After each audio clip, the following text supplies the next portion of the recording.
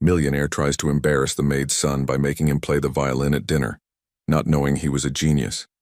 Drop your location in the comments before the story starts. Your support means the world to us. The morning rain drummed against the windows of the Thornton mansion like tiny fingers tapping an urgent rhythm.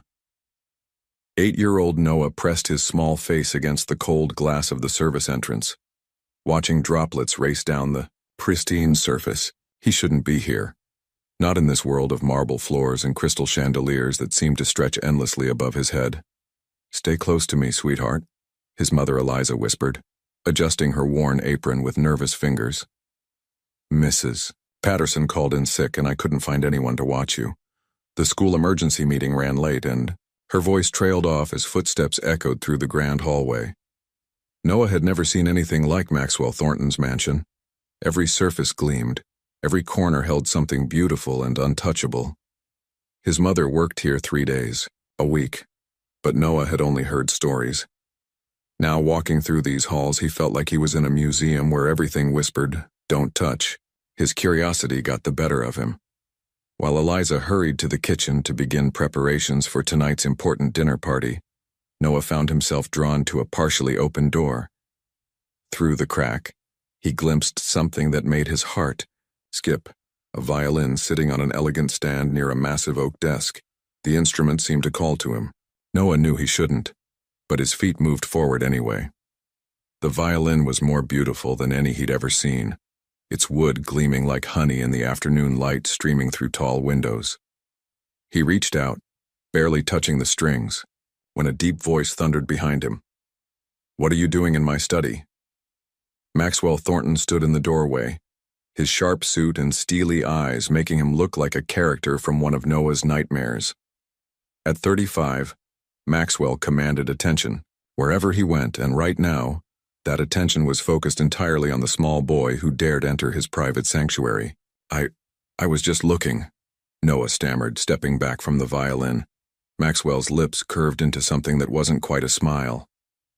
"Just looking?" He stepped closer and Noah could smell expensive cologne mixed with something colder. "Do you know how much that instrument costs, boy? More than your mother makes in 5 years. The cruelty in Maxwell's voice made Noah's stomach twist, but something else flickered in the wealthy man's eyes. Something that looked almost like amusement. "Tell me," Maxwell said, circling Noah like a predator. "Can you play?" Noah's throat felt dry. "A little," he whispered. Maxwell's grin widened, and Noah suddenly understood that he had just made a terrible mistake. The man's eyes gleamed with an idea that would change everything, though neither of them knew it yet. "Perfect," Maxwell purred. "Absolutely perfect." The weight of Maxwell's words hung in the air as Noah hurried back to find his mother, but as he walked through the mansion's corridors, memories flooded his mind. Memories of a very different world than these marble halls. Just 3 months ago, Noah had knelt beside a hospital bed, holding the weathered hand of his grandfather, Samuel. The old man's fingers, once nimble on violin strings, trembled as he pressed something small and worn into Noah's palm. "This was your daddy's," Samuel had whispered, his voice barely audible above the beeping machines. It was a small silver pick, tarnished with age. "He used to say music lives in our blood, Noah. Don't let anyone tell you different." Samuel Carter had been a violinist of extraordinary talent, but the world of the 1960s hadn't been ready for a black musician in prestigious concert halls. He'd played in small jazz clubs, in church basements, anywhere that would have him. The discrimination had broken his dreams, but never his spirit. "Your granddaddy was the finest musician I ever knew," Eliza had told Noah after the funeral, tears streaming down her face as she packed Samuel's belongings. "He said the music skipped me entirely and went straight to you." Now, in their tiny apartment, just a small room behind Mrs. Chen's laundromat, Noah practiced every morning before school. The violin Samuel had left him was old and scarred, held together with tape in places. But when Noah drew the bow across its strings, magic happened. Eliza worked 3 jobs to keep them afloat. Early mornings at the bakery, afternoons cleaning, the Thornton mansion, evenings waitressing at Murphy's Diner. Her heart condition made every day a struggle, but she never complained. Not when the medical bills piled up. Not when Noah's father had died in that construction accident 2 years ago, leaving them with nothing but memories and debt. "Mama works so hard," Noah whispered to his grandfather's photograph each morning, positioning it carefully on the windowsill where the light caught Samuel's proud smile. "I'm going to make you both proud someday." He'd been teaching himself using library books and free online videos, practicing scales until his fingertips bled. Mrs. Chen sometimes complained about the noise, but she'd grown fond of the serious little boy who helped her fold laundry in exchange for a quiet practice space. Noah remembered the day he'd finally mastered his grandfather's favorite piece, Massenet's Meditation. He'd played it perfectly, tears streaming down his face, feeling as though Samuel was there in the room with him. But that was their secret world. Here, in Maxwell Thornton's mansion, Noah felt the crushing weight of how different their lives were. His mother moved through these halls like a ghost, invisible to the wealthy family that lived here. "Noah?" Eliza's voice called from the kitchen, worry threading through her words. "Where are you, sweetheart?" He found her frantically preparing canapes for tonight's dinner party, her movements sharp with anxiety. Dark circles shadowed her eyes, and Noah noticed her hands shaking slightly as she arranged delicate pastries on silver trays. "I'm sorry I wandered off, Mama," Noah said, slipping his small hand into hers. Eliza squeezed gently, but her smile didn't reach her eyes. "It's okay, baby. Just stay close. This dinner is very important to Mr. Thornton. Important people are coming." Noah nodded, but his mind was still on that beautiful violin in Maxwell's study, and the way the man's eyes had gleamed when he'd asked if Noah could play. Something told him this night would change everything. He just didn't know how right he was. The grandfather clock in the mansion's foyer struck 4 o'clock, its deep chimes reverberating through the halls like a countdown to doom. Noah was helping his mother arrange flowers in the dining room when Maxwell's polished shoes clicked ominously across the marble floor. "Eliza." Maxwell's voice cut through the afternoon silence like a blade. "A word." Eliza's hand stilled on the crystal vase she was positioning. Noah felt her body tense beside him the way a deer freezes when it senses danger. "Yes, Mr. Thornton?" she replied, her voice carefully neutral. Maxwell's cold gaze swept over them both, lingering on Noah with that same unsettling amusement from earlier. "I've been thinking about our little situation. Your son's unexpected presence here today." "Sir, I apologize again. It won't happen." "Oh, but it will," Maxwell interrupted, his smile sharp as broken glass. "In fact, I have the perfect solution. Tonight's guests need entertainment, and your boy claims he can play violin." The color drained from Eliza's face. "Mr. Thornton, Noah is just a child. He's never performed for important people?" Maxwell's eyebrows arched mockingly. "How limiting. Tonight he'll have the chance to expand his horizons. I want him to play for my guests during dinner. A little cultural enrichment." Noah's stomach dropped.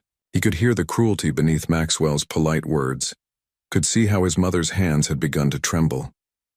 "Please," Eliza whispered, stepping protectively in front of Noah. "He's only 8 years old. This isn't appropriate." Maxwell's facade of politeness evaporated. "Appropriate?" He stepped closer, his voice dropping to a dangerous whisper. "Do you know what's not appropriate, Eliza? Bringing your child to my home without permission. Letting him wander through my private study, touching my priceless possessions." "I'll take him home right now," Eliza said desperately. "Mrs. Patterson, will be better tomorrow, and this will never—" "No." The word fell like a hammer. "The boy performs tonight, or you can collect your final paycheck and never set foot in this house again." The threat hung in the air like poison. No one knew what that meant. Without this job, they couldn't afford his mother's heart medication. They'd lose their tiny room behind the laundromat. Everything would fall apart. "Mr. Thornton," Eliza's voice cracked. "Surely you understand that a child cannot what? Cannot humiliate himself in front of wealthy strangers?" Maxwell's laugh was as cold as winter rain. "That's precisely the point, my dear. My guests will be amused by the spectacle. A touching little performance by the help's son. Very democratic. Of me, don't you think? Noah felt his mother's defeat in the way her shoulders sagged. She looked down at him, her eyes filled with anguish and helpless love. I can do it, Mama, Noah whispered. Though his voice shook, he didn't understand exactly what Maxwell was planning, but he could see the trap they were caught in. See? Maxwell clapped his hands together with false cheer. The boy is eager to perform. How delightful.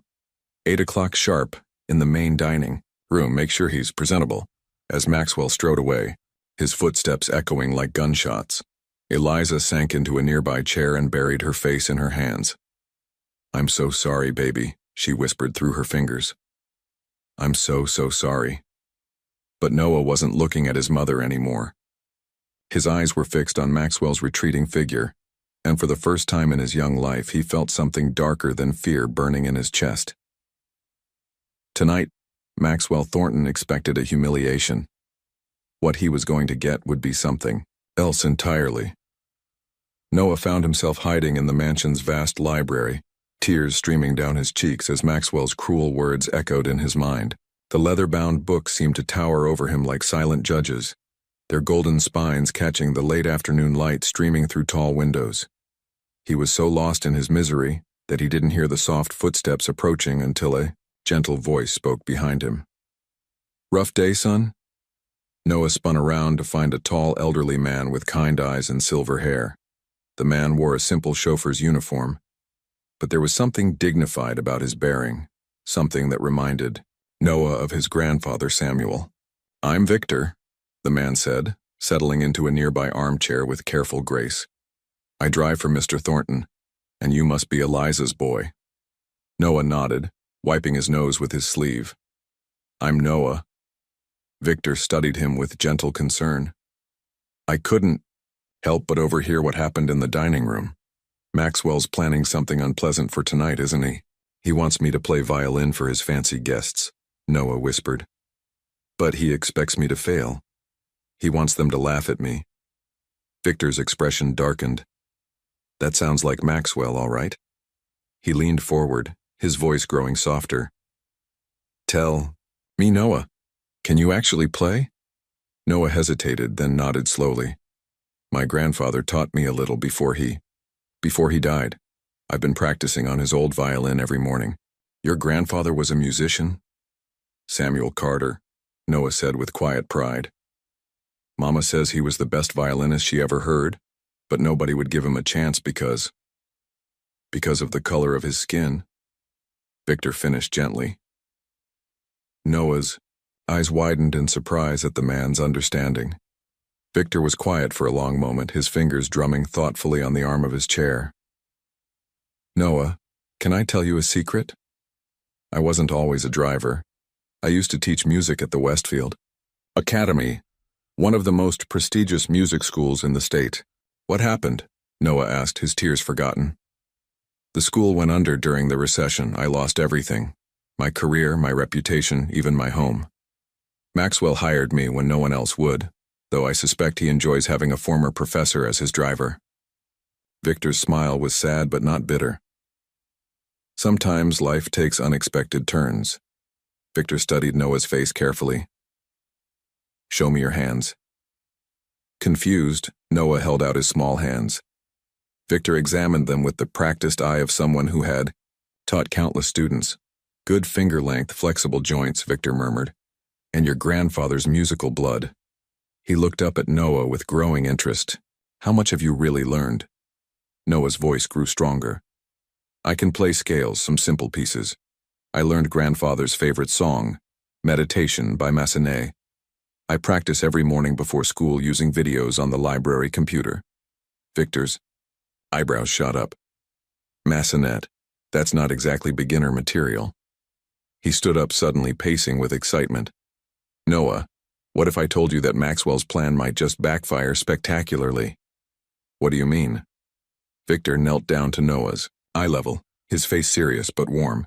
I mean, what if instead of giving those guests the humiliation they expect, you gave them something beautiful, something real? But I'm just 8 years old, Noah protested. I'm not good enough to play for important people. Music isn't about age, son. It's about heart. And from what I can see, you've got more heart than Maxwell Thornton ever will. Victor's eyes sparkled with something Noah hadn't seen since his grandfather died. Belief. Would you? Would you help me? Noah asked, his voice barely a whisper. Victor smiled. And for the first time since arriving at the mansion, Noah felt a spark of hope ignite in his chest. Son, Victor said, standing and extending his hand, I thought you'd never ask. Victor led Noah to a quiet alcove near the servants' quarters, away from Maxwell's prying eyes. The afternoon light was fading, casting long shadows across the mansion's ornate walls. Before we begin, Victor said gently, tell me more about your grandfather. Sometimes understanding where our music comes from helps us find our voice. Noah reached into his pocket and pulled out a small worn photograph. With trembling fingers, he handed it to Victor, who adjusted his glasses to study the image. The photograph showed a young black man in a simple suit, holding a violin with confident grace. Even in the faded sepia tones, his eyes sparkled with unmistakable passion and talent. Victor's breath caught in his throat. His hands began to shake as he stared at the photograph. Dear God, he whispered, his voice barely audible. This is the shadow. The shadow? Noah asked, confused. Victor looked up at Noah with wonder and disbelief. Son, your grandfather was a legend. In the jazz circles of the 1960s, there was a violinist they called the Shadow because he played in dimly lit clubs, often behind curtains or in corners where people couldn't see his face clearly. But musicians, real musicians, knew they would travel hundreds of miles just to hear him play. Noah's eyes widened. But grandfather never told me. He wouldn't have, Victor said, his voice thick with emotion. The Shadow was brilliant, but the world wasn't ready for a black, classical violinist to get the recognition he deserved. So he played in jazz clubs, in church basements, anywhere that would have him. The music community whispered about him like he was a ghost. There one night, gone the next. Victor stood up and began pacing, his excitement growing. I studied briefly under Master Chen in Philadelphia in the early 70s. He used to tell stories about a mysterious violinist who could make grown men weep with a single note. He said the Shadow played with the angels themselves. Master Chen taught you? Noah asked. For 2 summers, yes. And he mentioned that he'd worked with the Shadow years before, said it was like teaching music to music itself. Victor turned to Noah, his eyes bright with tears. Your grandfather and I learned from the same master, Noah. We're connected by more than chance. Noah felt a shiver run down his spine. Grandfather always said music was in our blood. It is, son. It absolutely is. Victor knelt down and placed his hands on Noah's shoulders. But it's more than that. Master Chen used to say that some students carry the essence of their teachers forward, like a flame passed from candle to candle. Your grandfather carried Master Chen's teachings. You carry your grandfather's gift. But I'm not like him, Noah protested. I'm just a kid who practices in a tiny room. The Shadow started as a child too, playing on a violin held together with wire and hope. Victor's voice grew stronger. Noah, what you're about to do tonight isn't just about proving Maxwell wrong. You're about to honor a legacy that was never properly recognized. Victor stood and walked to the window, gazing out at the mansion's perfectly manicured gardens. Your grandfather deserved to play in concert halls, to have his name in programs, to be celebrated for the genius he was. Instead, he played in shadows. He turned back to Noah, his face resolute. Tonight, you step out of those shadows. Tonight, you play in the light. Noah felt something shift inside him, a connection to something larger than himself, larger than this mansion, larger than Maxwell's cruelty. Will you teach me what Master Chen taught you? Noah asked. Victor smiled, and in that smile, Noah saw the reflection of his grandfather's spirit. I'll teach you everything I know, son. We have 4 hours to prepare you for the performance of your lifetime. Victor led Noah to a forgotten conservatory, tucked away in the mansion's east wing. Dust motes danced in the golden evening light streaming through tall windows, and the air smelled of old wood and forgotten dreams. "Maxwell never comes here," Victor said, carefully closing the door behind them. This room was built by the previous owner, a woman who truly loved music. In the center of the room sat a grand piano, its ebony surface dulled with neglect. But what made Noah's breath catch was the violin resting on Maxwell's desk earlier. Victor had somehow retrieved it. "How did you—" Noah began. "Maxwell's, in his wine cellar, boasting to early guests about tonight's entertainment," Victor said grimly. "He has no idea what this instrument really is." Victor lifted the violin with reverent hands. "Noah, this is a Guarneri del Gesù, made in 1734. It's worth more than most people's houses. Maxwell bought it at auction to impress visitors, but he doesn't understand its true voice." As Victor examined the instrument more closely, his expression changed. His fingers traced faint markings near the chin rest, and his eyes widened with recognition. "Impossible," he breathed. "What is it?" Noah asked. Victor's voice shook with emotion. "These markings. I've seen them before. This violin belonged to the Philadelphia Orchestra in the 1960s. They used these tiny scratches to identify instruments during tours." He looked at Noah with amazement. "Your grandfather played with the Philadelphia Orchestra briefly before they forced him out," Noah finished quietly. "Yes. Son, there's a chance, just a chance, that your grandfather's hands once held this very instrument." The coincidence felt otherworldly, as if the universe was aligning to give Samuel's legacy one final moment to shine. "Let's tune her properly," Victor said, his teacher instincts taking over. "Maxwell probably hasn't had it tuned in months." As Victor adjusted the strings, the violin began to sing with pure, crystalline tones. Noah had never heard anything so beautiful. His grandfather's old violin, beloved as it was, had limitations that this instrument simply didn't possess. "Now," Victor said, handing Noah the bow with ceremony, "show me your grandfather's maçonette." Noah positioned the violin under his chin, feeling the smooth wood against his skin. When he drew the bow across the strings, the sound that emerged was transcendent, richer and more powerful than anything he'd ever produced. "Good," Victor said, but his teacher's ear caught imperfections. "But you're holding tension in your shoulder. Relax. Let the music flow through you, not fight against you." For the next 2 hours, Victor worked with Noah intensively. He showed him how to project sound in a large room, how to breathe with the music, how to let emotion guide technique rather than the other way around. "Remember," Victor said as they practiced, "you're not performing for Maxwell or his guests. You're having a conversation with your grandfather. Let him guide your bow." Meanwhile, in the main dining room, Maxwell was indeed entertaining his early arrivals with cruel anticipation of the evening's surprise entertainment. The wealthy guests laughed at his descriptions of the little servant boy, who thought he could play for sophisticated company, but in the forgotten conservatory, something magical was happening.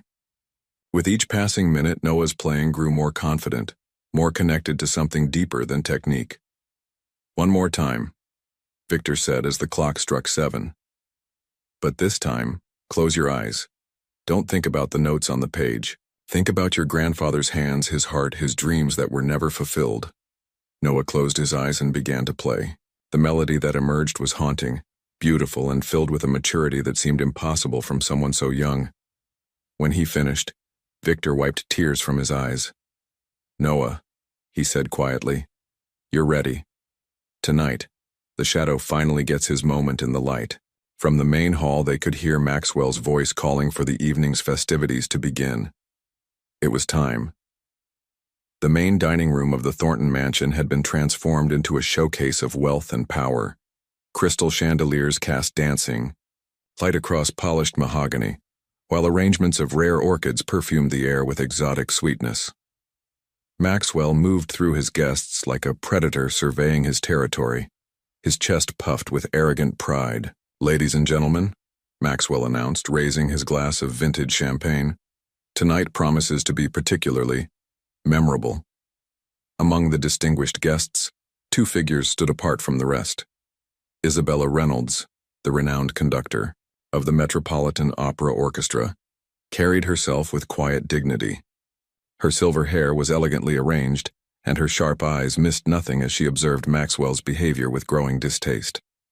Beside her stood James Harrington, the most influential classical music critic on the East Coast. His reviews could make or break careers, and his presence at Maxwell's dinner was considered a significant social coup. "Maxwell," Isabella said coolly as their host approached, "you mentioned special entertainment tonight. I do hope it's not another one of your amateur tenor friends." Maxwell's smile turned predatory. "Oh, Isabella, this will be far more amusing than that. We'll be treated to a performance by a genuine prodigy." He nearly choked on the word, his eyes gleaming with malicious anticipation. "A prodigy?" James raised an eyebrow. "How intriguing. Anyone we might know?" "I doubt it," Maxwell replied with a laugh that made several guests uncomfortable. "He's quite undiscovered, the son of one of my staff members. 8 years old, believes. He can play violin for sophisticated company." Isabella's expression hardened. "You're planning to humiliate a child for entertainment?" "I'm providing an opportunity," Maxwell said smoothly. "If the boy has talent, surely he'll shine. If not—" He shrugged with mock sympathy. "Well, it's better he learns his limitations now, don't you think?" The other guests, a mix of wealthy, investors, socialites, and cultural figures, exchanged glances. Some looked uncomfortable with Maxwell's obvious setup, while others seemed eager for the spectacle. In the kitchen, Eliza worked frantically to serve the elaborate meal, her hands shaking as she arranged delicate canapes on silver trays. Every few minutes she glanced toward the dining room, her heart breaking at the thought of what her son was about to face. "Mrs. Carter?" A young server named Maria touched Eliza's arm gently. "Your boy. He's been practicing with Mr. Victor. I heard music coming from the old conservatory. Beautiful music." Eliza's eyes filled with hope and terror in equal measure. "Victor's helping him?" "Yes, ma'am, and I think you should know. The music I heard. It didn't sound like child's play." Meanwhile, Maxwell continued his verbal assault on Noah's chances, each word calculated to build expectations for the boys. "Failure. The violin he'll be using," Maxwell announced to his fascinated audience, "is actually a rather valuable piece from my collection. I thought it only fitting that he attempt to play something worthy of the instrument." His laugh was cold as winter wind. "Though I suspect the violin will survive the experience better than the boy's pride." Isabella set down her champagne glass with enough force to make it ring against the table. "Maxwell, this is cruel. Even for you." "Cruel?" Maxwell's eyebrows shot up in mock innocence. "I'm giving an underprivileged child the chance of a lifetime. How many 8-year-olds get to perform for such distinguished company? You're setting him up to fail," James observed quietly. "What kind of man finds joy in a child's humiliation?" Maxwell's mask slipped for just a moment, revealing something darker underneath. The kind of man who understands that people need to know their place in the world, better to learn it young. The room fell into uncomfortable silence, broken only by the soft clinking of silverware against fine china. Even the most cynical guests began to sense that they were about to witness something that would leave them all diminished. In the conservatory, Noah was putting the Guarneri violin carefully into its case, his small hands steady despite the magnitude of what lay ahead. "Remember," Victor said quietly, "you're not just Noah Carter tonight. You're Samuel's grandson. You carry his music, his dreams, his unfinished song." The sound of Maxwell's voice calling for the entertainment echoed through the mansion's halls, sharp and expectant. It was time for the Shadow's grandson to step into the light.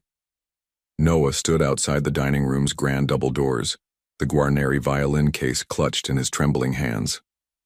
Through the ornate glass panels he could see the elegant guests seated around Maxwell's massive table, their faces blurred but intimidating in their sophisticated indifference.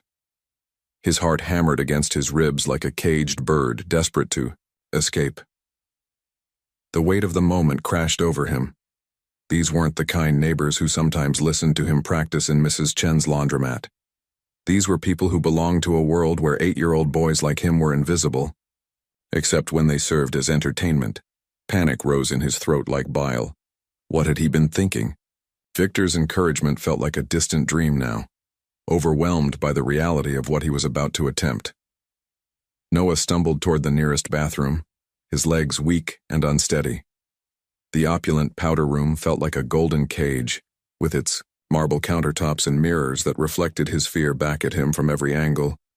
He sank onto the velvet-cushioned chair in the corner and buried his face in his hands, hot tears streaming between his fingers. "I can't do this," he whispered to himself. "I'm just a kid. I'm nobody special." The voices from the dining room drifted through the walls, Maxwell's booming laughter, the cultured tones of his guests discussing art and politics with casual confidence. How could he possibly face these people? How could he stand before them with his second-hand clothes and his grandmother's mended violin technique? "Grandfather," Noah whispered desperately, looking up at his reflection in the ornate mirror. "I don't know how to do this. They're going to laugh at me. They're going to hurt Mama's feelings, and it'll be all my fault." The bathroom door opened softly, and Eliza stepped inside. Her face was pale with worry, but when she saw her son's tears, her expression transformed into something fierce and protective. "Oh, sweetheart," she said, kneeling beside him and pulling him into her arms. "I'm so sorry. This is all my fault. We don't have to do this. We can leave right now." "But your job," Noah started. "Jobs can be replaced," Eliza said firmly, though Noah could hear the fear in her voice. "You are irreplaceable." For a moment they held each other in the golden bathroom while the sounds of wealth and privilege echoed around them. Then Eliza pulled back and looked into her son's eyes. "Noah," she said quietly, "there's something I never told you about your grandfather. Something he made me promise to save for the right moment." Noah wiped his nose with his sleeve, listening intently.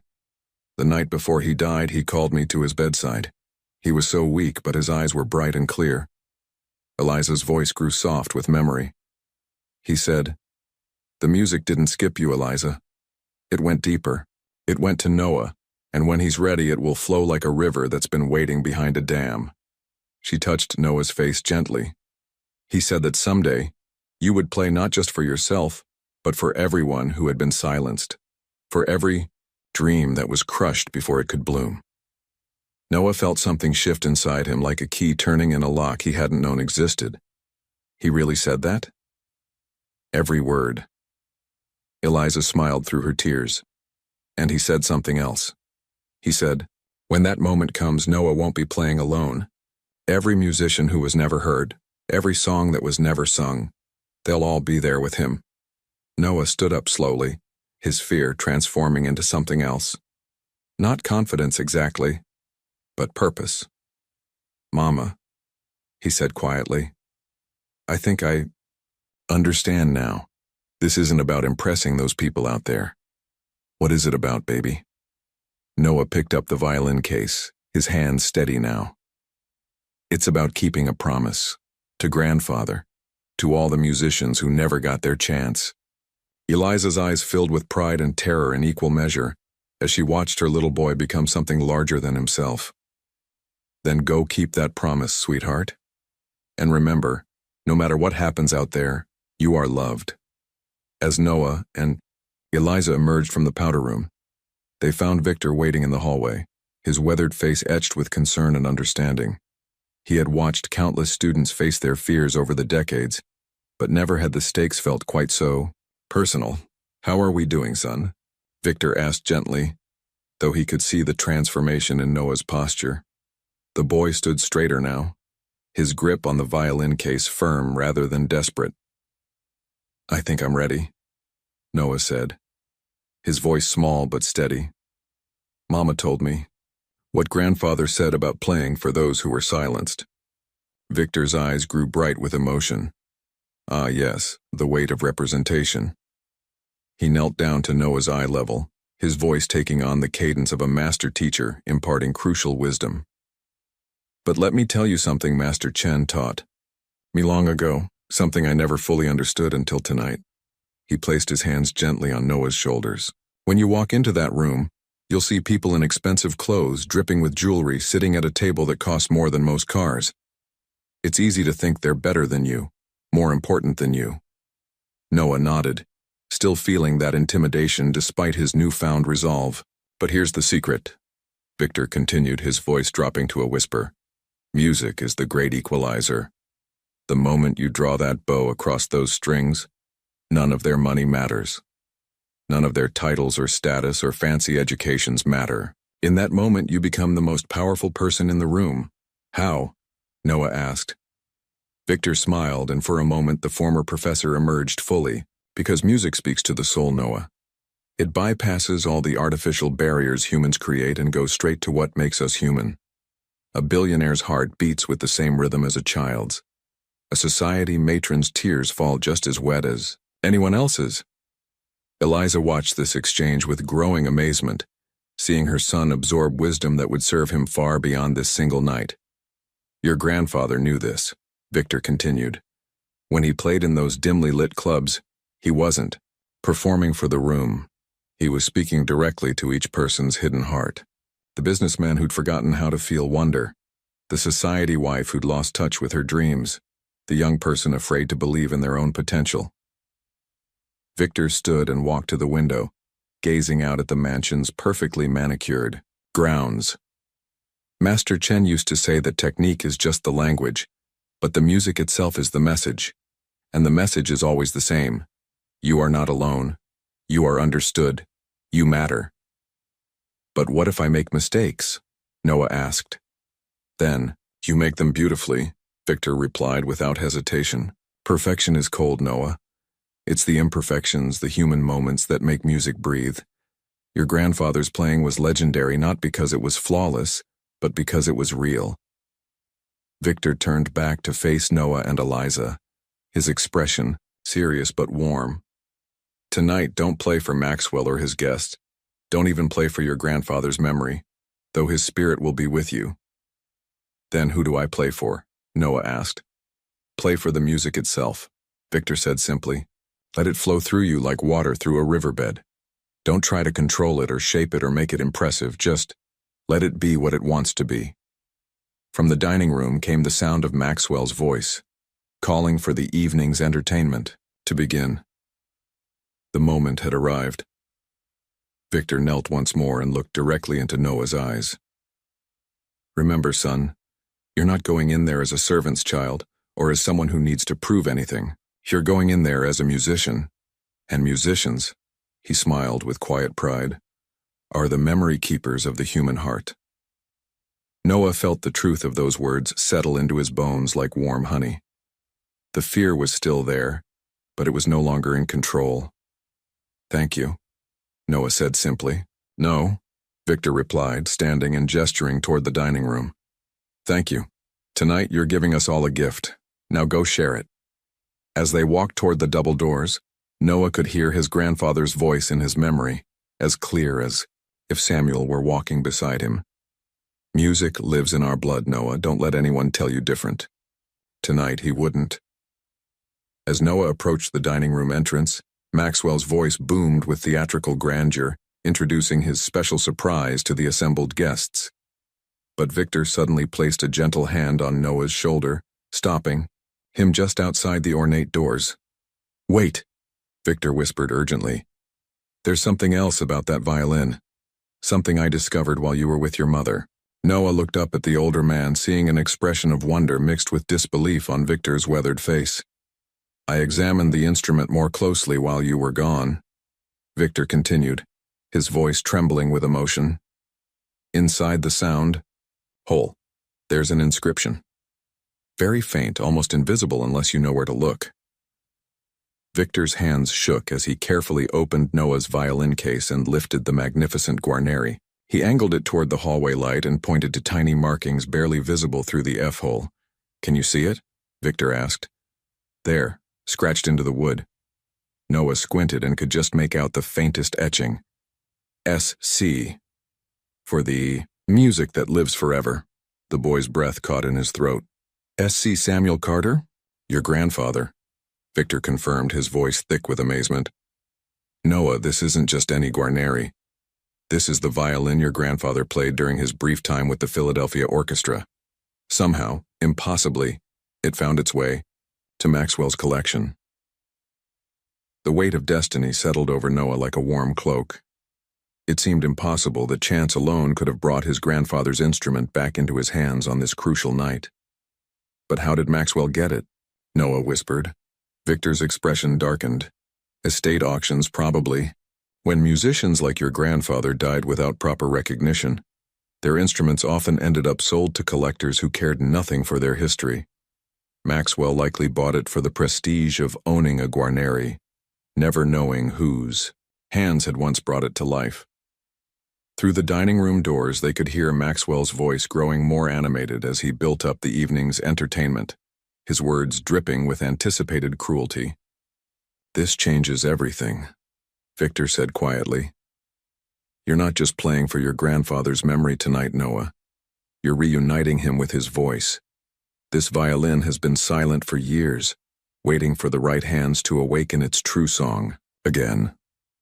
Noah felt a strange tingling in his fingertips as he touched the instrument's neck. It was as if the violin recognized him, welcoming him home after a long separation. Can you feel it? Victor asked, watching Noah's expression with the keen eye of someone who understood the mystical bond between musician and instrument. Noah nodded slowly. It feels alive, like it's been sleeping and just woke up. That's exactly what's happening, Victor said with certainty. Great instruments have memory, Noah. They remember every song they've played, every emotion they've channeled. This violin remembers your grandfather's touch, his passion, his dreams. From beyond the doors came the sound of chairs scraping and quiet conversation as Maxwell's guests prepared for the show they expected to be a humiliation. One more thing, Victor said, his voice urgent but calm. When you play tonight, don't think of it as performing for strangers. Think of it as having a conversation with your grandfather through his violin. Let the instrument guide you. Trust its memory. Noah lifted the violin to his chin for a moment, feeling the smooth wood settle against his collarbone with an almost supernatural familiarity. Even without drawing the bow, he could sense the power sleeping within the strings. He's really going to be there with me, isn't he? Noah asked. In every note, Victor assured him.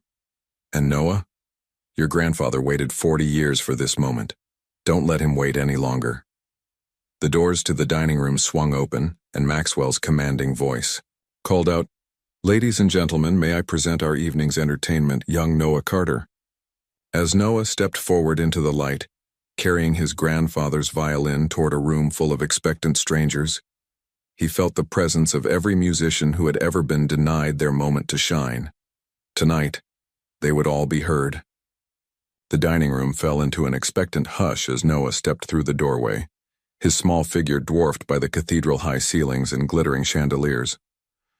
The Guarneri violin case seemed to glow under the crystal lights, and every eye in the room fixed upon the 8-year-old boy who stood at the threshold of destiny. Maxwell rose from his seat at the head of the massive mahogany table, his face radiating the smug satisfaction of a predator about to feast. The room had been transformed into an impromptu concert hall, with guests arranged in a semicircle that felt more like a tribunal than an audience. Ladies and gentlemen, Maxwell announced with theatrical flourish, may I present the son of one of my household staff, who believes he possesses the talent to entertain such distinguished company as yourselves. Several guests shifted uncomfortably at Maxwell's obvious setup, while others leaned forward with the morbid curiosity of spectators at a gladiatorial contest. Isabella Reynolds sat rigid in her chair, her conductor's instincts already telling her that something was deeply wrong with this entire scenario. Beside her, James Harrington adjusted his glasses and studied Noah with the sharp eye of someone who had witnessed countless performances, both triumphant and tragic.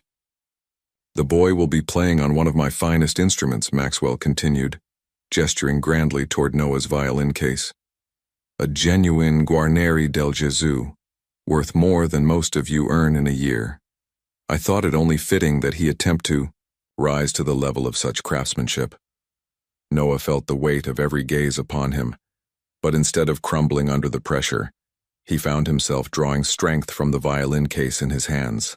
He could almost feel his grandfather's presence, steady and reassuring, flowing through the instrument that had once given voice to Samuel's unrecognized genius. "Please, young man," Maxwell said with exaggerated courtesy. "Do take your position. We're all quite eager to hear what you've prepared for us." The designated performance area was a small clearing near the room's grand fireplace, where Noah would stand exposed and vulnerable before the assembled wealth and power. As he walked toward it, his footsteps seemed unnaturally loud on the polished marble floor. Victor appeared in the servant's entrance, his face carefully neutral but his eyes burning with protective intensity. Eliza stood beside him, her hands clasped so tightly her knuckles had gone white. Both of them radiated silent support toward Noah, their love forming an invisible shield around the boy. "Take all the time you need to prepare," Maxwell said magnanimously, though his tone made it clear that any delay would only add to the eventual humiliation. "We understand that this might be overwhelming for someone so young and inexperienced." Noah carefully opened the violin case, and a subtle gasp rippled through the room as the magnificent Guarneri was revealed. Even those guests who knew nothing about music could recognize the instrument's obvious value and craftsmanship. But Noah saw something they couldn't. He saw his grandfather's violin, returned to him across the years like a miracle. As he lifted the instrument from its velvet-lined case, he could swear he felt Samuel's weathered hands guiding his own. Isabella leaned forward in her chair, her trained eye immediately recognizing something special about the way Noah handled the violin. There was a reverence in his touch, a natural understanding that couldn't be taught or faked. "Whenever you're ready," Maxwell called out, settling back into his chair like a Roman emperor about to watch Christians face the lions. Noah positioned the violin under his chin, feeling the familiar weight of the chin rest against his collarbone. The room seemed to hold its breath as he raised the bow, every person present sensing that they were about to witness something significant, though few understood exactly what. In that moment of perfect silence, Noah closed his eyes and whispered, something too quiet for anyone else to hear, "This is for you, grandfather. Let them hear your voice." The bow touched the strings and the first note rose into the air like a prayer seeking heaven. The transformation began immediately. The first notes of Massenet's meditation emerged from the Guarneri with tentative grace, like a bird testing its wings after a long winter. Noah's initial strokes were careful, almost hesitant, and several guests exchanged knowing glances. This was exactly what they had expected from a child attempting to play far above his station. Maxwell's smile widened as he settled deeper into his chair, already savoring the impending collapse of the boy's confidence. A few guests barely suppressed snickers, their faces showing the cruel anticipation of watching someone fail spectacularly. But then something extraordinary began to happen. As Noah's bow found its rhythm across the strings, the hesitation melted, away like morning frost under sunlight. The violin seemed to awaken in his hands, responding to his touch with an increasingly rich, pure tone that filled the dining room with unexpected beauty. Isabella Reynolds straightened in her chair, her trained ear immediately recognizing that what she was hearing defied every expectation. This wasn't the fumbling attempt of an amateur child. This was music being born from genuine emotion and surprising skill. The melody began to soar, each note flowing into the next with a fluidity that spoke of countless hours of secret practice and natural talent. Noah's eyes remained closed, his small frame swaying gently with the music as if he were channeling something far larger than himself. Maxwell's confident smirk began to falter. The sounds emerging from his dining room weren't the screeching failure he had orchestrated. They were hauntingly beautiful, filled with a depth of feeling that seemed impossible from someone so young. James Harrington leaned forward, his critical faculties fully engaged. In 30 years of reviewing performances, he had learned to distinguish between technical competence and true musical expression. What he was witnessing fell clearly into the latter category. The room began to transform around Noah's performance. Conversations died mid-sentence. Silverware was quietly set down. Even the most cynical guests found themselves drawn into the spell of the music, their expectations crumbling before the reality of what they were experiencing. Eliza stood frozen, in the servants' entrance, tears streaming down her face as she watched her son honor his grandfather's memory with every soaring phrase. Victor beside her nodded slowly, recognizing the fulfillment of everything he had hoped for during their afternoon of preparation, but Noah himself was lost in a world beyond the dining room. In his mind, he stood in a dimly lit jazz club from decades past, playing alongside his grandfather Samuel. He could feel the shadow's presence guiding his fingers, teaching him to find the spaces between notes where emotion lived. The violin sang with increasing power and confidence, its voice carrying not just the melody but the accumulated dreams of every musician who had been silenced or overlooked. The instrument seemed to remember its own history, channeling the passion of its previous owner through Noah's young hands. Maxwell's face had gone pale. This wasn't supposed to happen. The boy was supposed to fail, to provide amusing entertainment for his guests. Instead, he was creating something that made Maxwell feel small and crude by comparison. Isabella found herself wiping away tears she hadn't expected to shed. The performance was more than technically proficient. It was transcendent, carrying the kind of emotional truth that she spent her career trying to coax from professional musicians. As Noah approached the piece's climactic passages, his playing reached new heights of expression. The room seemed to hold its breath, every person present sensing they were witnessing something rare and precious. The final notes hung in the air like golden light, slowly fading into a silence that seemed sacred. For a moment, no one moved. No one spoke. The spell of the music held them all in its grip. Then, like a dam bursting, the silence shattered into thunderous applause. Isabella shot to her feet, her hands coming together in appreciation that was both professional and deeply personal. James Harrington was already reaching for his phone, his critic's instincts telling him he had just witnessed something newsworthy. But Maxwell sat frozen in his chair, his face a mask of shock and growing fury. This wasn't how the evening was supposed to end. This was only the beginning. The applause continued to thunder through the dining room, but Maxwell Thornton sat motionless, his face a mask of disbelief and mounting rage. This wasn't the humiliation he had orchestrated. This was his own public defeat at the hands of an 8-year-old boy. Isabella Reynolds moved swiftly toward Noah, her years of experience with young talent immediately taking over. "Young man," she said, kneeling to his eye level, "that was extraordinary. Where did you learn to play with such feeling?" "My grandfather taught me," Noah replied quietly, still holding the guarneri with reverent care. "He said music lives in our blood." James Harrington was already on his phone, speaking in urgent whispers to his editor. "You need to hold the front page," he said. "I've just witnessed something remarkable.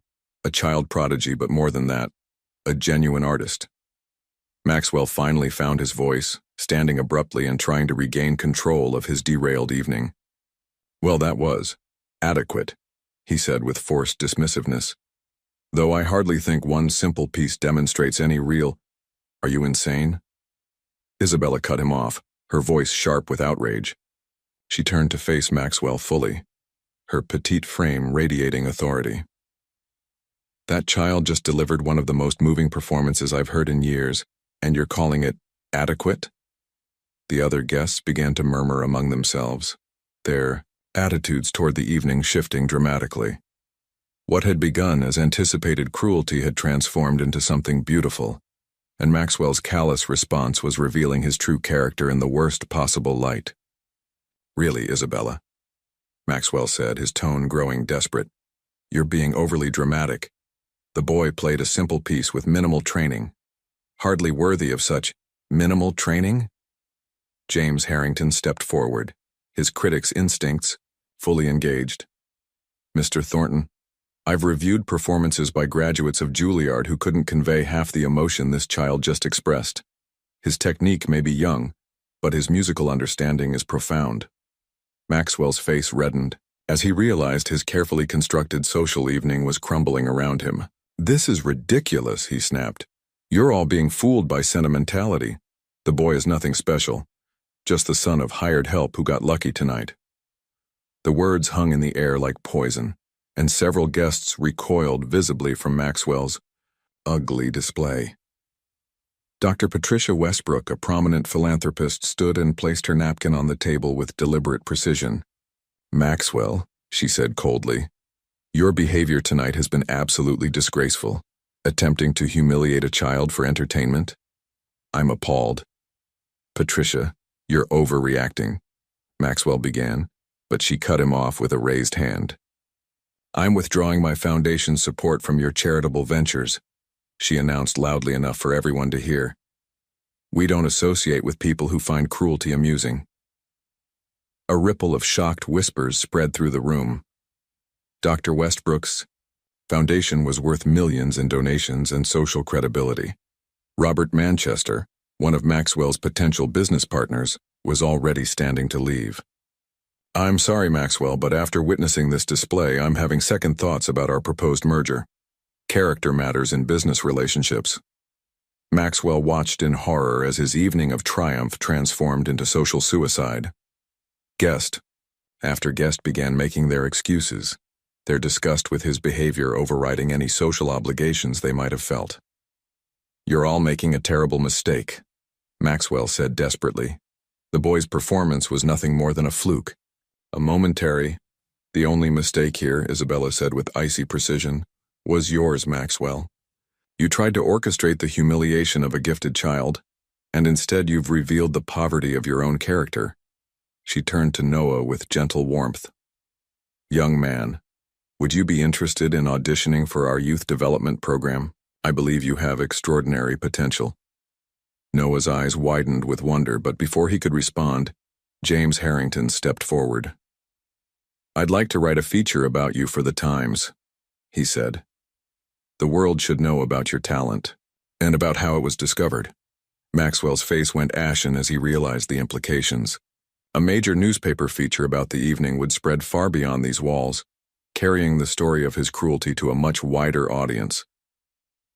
"Now wait just a minute," Maxwell said, his voice cracking with panic.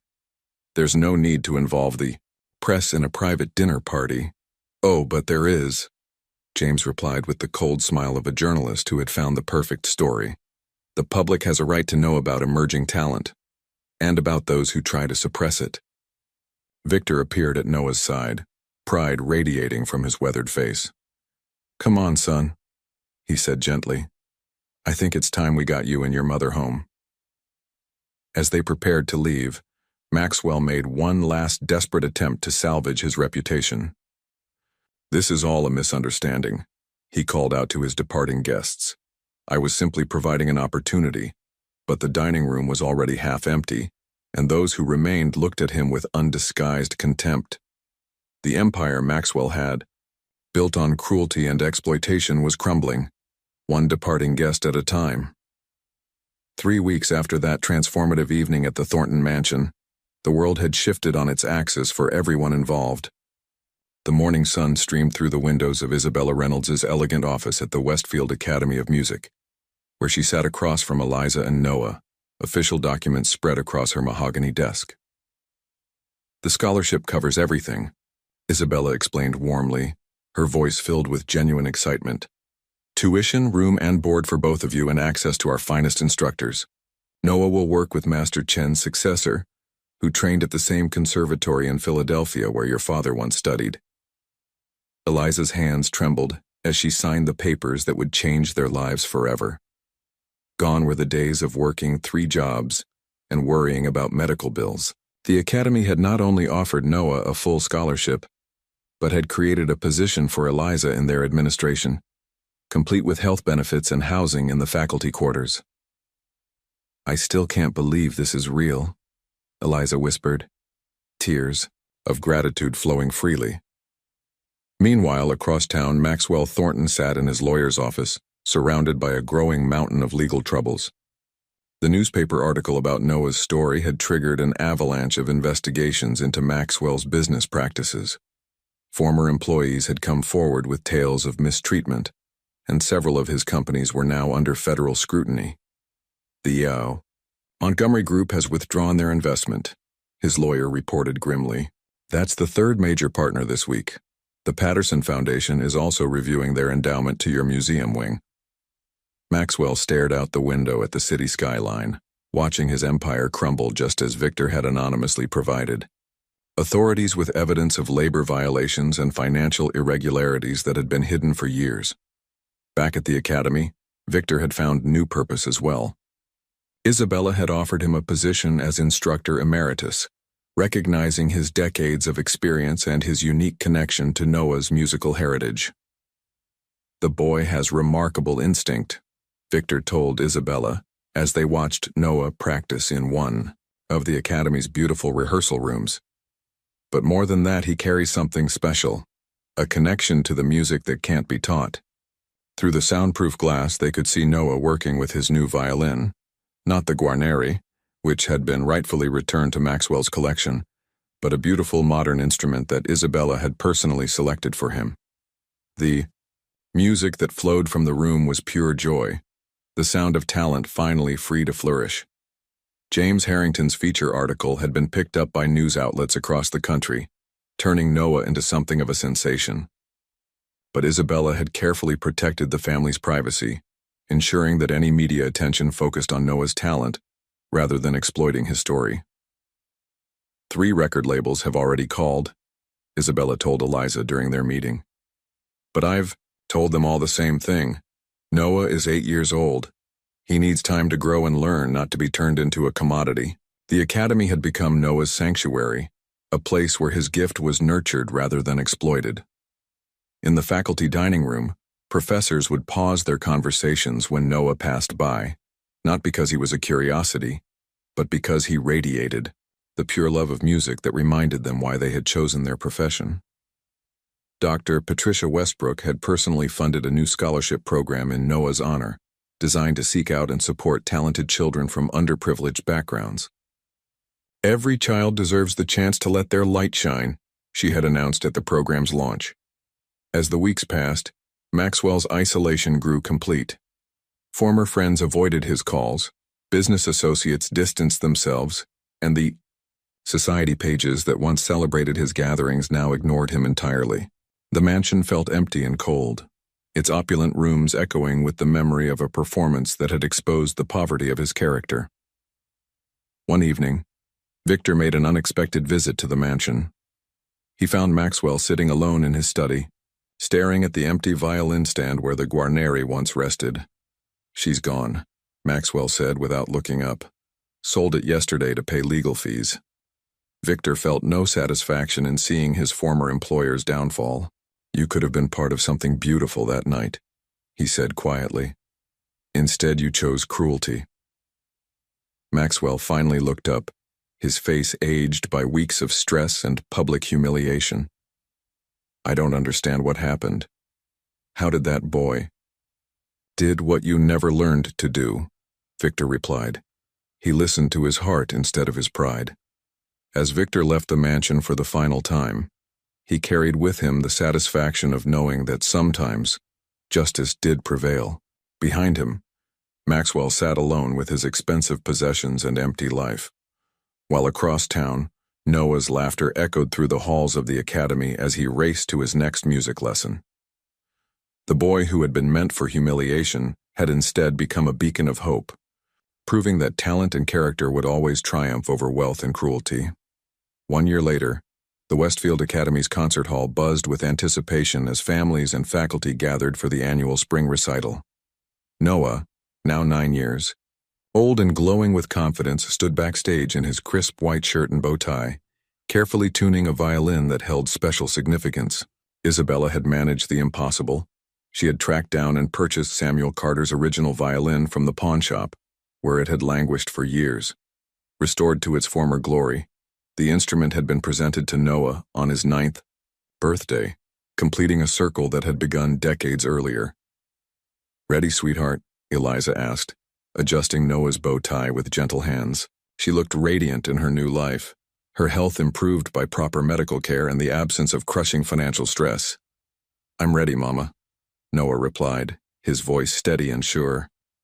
In the year since that fateful evening at Maxwell's mansion, he had grown not just as a musician, but as a young man who understood the responsibility that came with his gift. Victor appeared in the wings, resplendent in his professor's formal attire, a position that had restored his dignity and purpose. "Your grandfather would be so proud," he told Noah, placing a supportive hand on the boy's shoulder. The curtain rose, and Noah walked onto the stage to warm applause. In the audience, he could see the faces that had become his new family. Isabella beaming from the front row, his fellow students cheering him on, and professors who had nurtured his talent with patience and wisdom. But tonight's performance was about more than showcasing his growth as a musician. Tonight was about honoring a promise. "Ladies and gentlemen," Noah said, his clear voice carrying to every corner of the hall, "I'd like to dedicate tonight's performance to my grandfather, Samuel Carter, and to all the musicians whose voices were silenced, but whose songs live on in our hearts." As he raised the violin to his chin, his grandfather's violin finally home, Noah began to play the Massenet meditation that had changed everything a year ago. But this time, the music carried new depth, new understanding, and a maturity that came from a year of proper training and emotional growth. The audience sat transfixed as Noah's playing soared through the concert hall. This wasn't the hesitant performance of a child trying to prove himself. This was an artist sharing his soul with the world. In the back of the hall, unnoticed by the audience, a maintenance worker paused in his duties to listen. He was older, now wearing a simple uniform instead of expensive suits, but his face was unmistakable. Maxwell Thornton, reduced to janitorial work after losing everything, stood frozen as the music washed over him. For the first time in his life, Maxwell truly heard what he had tried to destroy that night in his dining room. As Noah's violin sang with pure emotion, Maxwell felt something crack inside his chest. The first genuine feeling he had experienced in years. When the final note faded into reverent silence, the hall erupted in thunderous applause. But Noah's eyes were drawn to something else, a movement near the back of the hall where Maxwell quietly slipped out into the night, tears streaming down his face. After the concert, the Carter family made their traditional visit to Riverside Cemetery. The sun was setting as they approached Samuel's grave, where a new headstone now stood. Through Isabella's efforts and a grant from Dr. Westbrook's foundation, Samuel Carter was finally properly memorialized. Samuel the Shadow Carter, a master musician whose light now shines through the generations. Noah sat on the grass beside the grave and began to play softly, his grandfather's violin singing a gentle melody into the evening air. Eliza and Victor stood nearby, their hearts full as they watched the boy honor the man who had made it all possible. "Can you hear him, grandfather?" Noah whispered as he played. "Can you hear the music we're making together?" A gentle breeze stirred the leaves overhead, and for a moment it seemed to carry the faint echo of another violin, harmonizing with Noah's in perfect unity. As the stars appeared overhead, Noah played one final note that seemed to hang in the air like a blessing. The Shadow's grandson had stepped fully into the light, carrying forward a legacy of music, courage, and the unshakable belief that every voice deserves to be heard. In the distance, a lone figure watched from behind a tree. Maxwell, changed by the music he had once tried to mock, beginning his own long journey toward redemption. The music lived on, as it always had, as it always would. Your old millionaire tries to embarrass his maid's 8-year-old son by forcing him to play the taille violin at a dinner, not knowing the boy is a genius.